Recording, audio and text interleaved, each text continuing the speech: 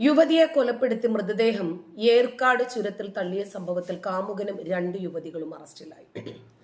തിരുച്ചിറപ്പള്ളി സ്വദേശി കെ ലോകനായകി 22 വയസ്സുകാരിയെ കൊലപ്പെടുത്തിയ കേസിലാണ് കാമുകനായ പെരുമ്പല്ലൂർ സ്വദേശി അബ്ദുൽ ഹഫീസ് എന്ന 22-കാരനും ഇയാളുടെ മറ്റൊരു കാമുകിയായ ആവടി സ്വദേശി താബിയ സുൽത്താന എന്ന 22-കാരിയും അറസ്റ്റിലാകുന്നത്.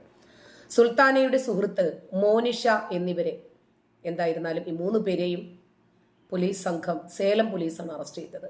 പിടിയിലായ മോനിഷ വിഴുപുരം സർക്കാർ മെഡിക്കൽ കോളേജിലെ നഴ്സിംഗ് വിദ്യാർത്ഥിനിയാണ്. മാർച്ച് 1-ാം തീയതിയാണ് 3 പേരും ചേർന്ന് ലോകനായകിയെ കൊലപ്പെടുത്തുന്നത്. മൃതദേഹമാണ് ഏർക്കാട് ചുരത്തിൽ നിന്ന് താഴേക്ക് വലിച്ചെറിഞ്ഞു എന്ന് പോലീസ് പറഞ്ഞു. തിരുച്ചിറപ്പള്ളി സ്വദേശിനിയായ ലോകനായകി സേലത്തെ സ്വകാര്യ കോച്ചിംഗ് സെന്ററിൽ അധ്യാപികയായിരുന്നു.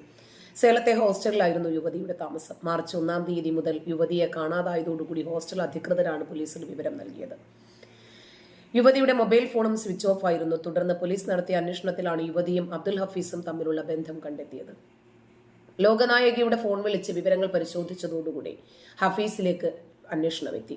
ഇയാളെ കസ്റ്റഡിയിലെടുത്ത് ചോദ്യം ചെയ്തതോടുകൂടിയാണ് കൊലപാതക വിവരം പുറത്തറിയുന്നത്. മറ്റൊരു കാമുകിയായ സുൽത്താനയുടെയും അവരുടെ സുഹൃത്തായ മോനിഷയുടെയും സഹായത്തോടുകൂടി ലോകനായകിയെ കൊലപ്പെടുത്തിയെന്നായിരുന്നു ഹഫീസിന്റെ മൊഴി. അതിന് പിന്നാലെ കൂട്ടുപ്രതികളെയും പോലീസ് പിടികൂടുകയായിരുന്നു. സാമൂഹ്യ മാധ്യമത്തിലൂടെയാണ് മുഖ്യപ്രതിയായിട്ടുള്ള ഹഫീസും ലോകനായകിയും പരിചയത്തിലാകുന്നത്.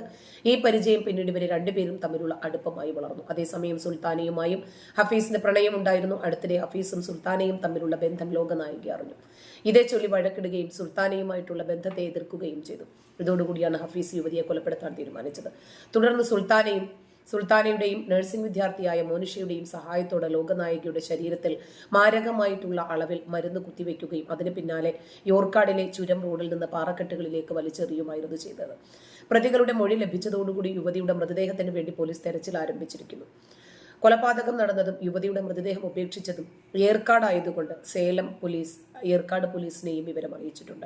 തുടർന്ന് ഏർക്കാട് പോലീസ് നടത്തിയ തെരച്ചിലിൽ ചുരം റോഡിൽ പാറക്കെട്ടുകൾക്കിടയിൽ നിന്ന് യുവതിയുടെ അഴുകിയ നിലയിലുള്ള മൃതദേഹം കണ്ടെടുക്കുകയായിരുന്നു. മൃതദേഹം പിന്നീട് പോസ്റ്റ്മോർട്ടത്തിനായി സേലം സർക്കാർ മെഡിക്കൽ കോളേജ് ആശുപത്രിയിലേക്ക് മാറ്റി.